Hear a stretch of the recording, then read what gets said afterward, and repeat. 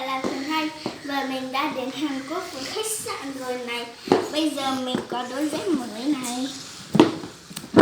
Tức là mình đang không biết tại sao cái mồm nó lại động lực như thế mà cái chân mình còn chả vừa.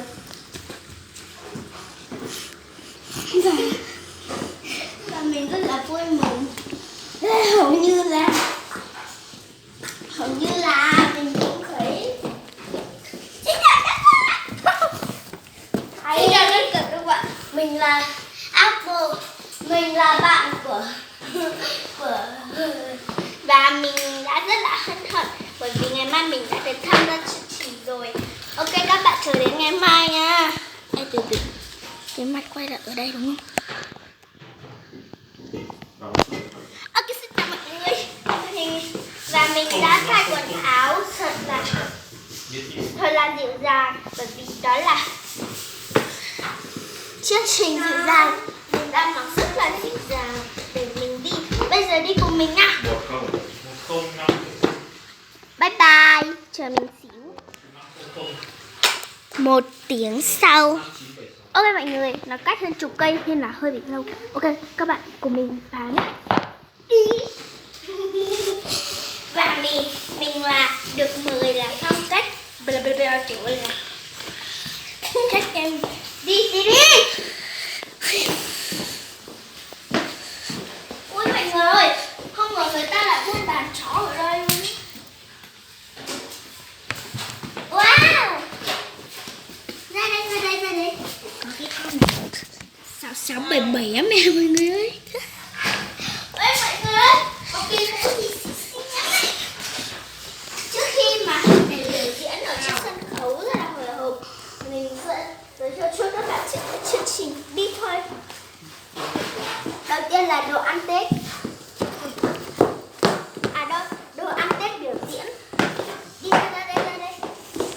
Còn đây là bên sân khấu nhà em bé nghịch ngợm. Mọi người thấy con gấu đi sao này không? Ý thấy cái thằng này. Ý thấy cái ông Apple này luôn. Mình giờ mình là Apple. Đây, ra đây. Đây này. Nó 6677 quá mọi người ơi. Này mọi người có thấy không? Đây.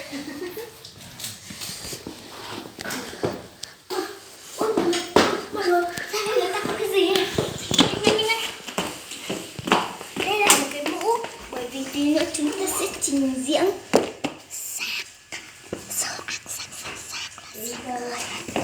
nên là mình có thể thấy rất là hoành tráng và những cái chiếc nét dính nhiều siro.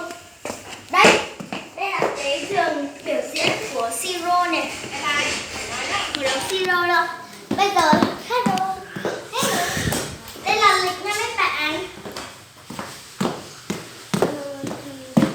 Ok, sau khi chờ mình biểu diễn thì các bạn chờ mình một xíu nha, bởi vì mình còn 1 tiếng nữa mình mới biểu diễn.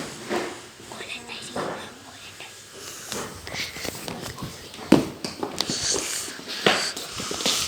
Và sau đây tôi xin trân trọng mời diễn em bé nghịch ngợm.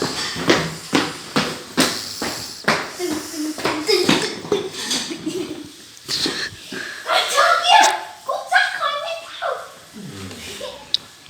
Mày đừng ở đây bên nào vậy đúng không?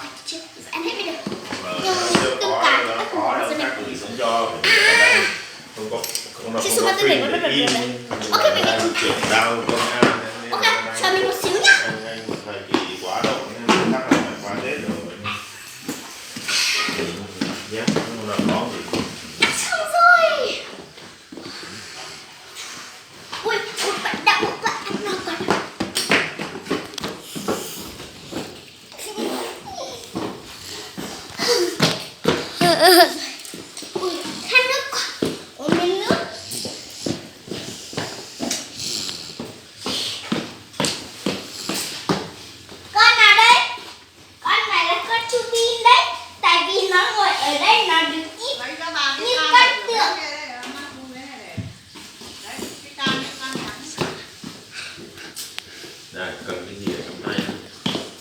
Cầm que nó vào mắt nhau nhé. Đấy là bảo ngoại của Moon nhá, của Măng Cối à. Que.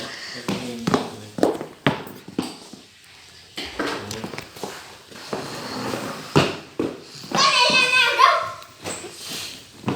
Mọi người ơi, ra đây mọi người nhìn mặt của nó này.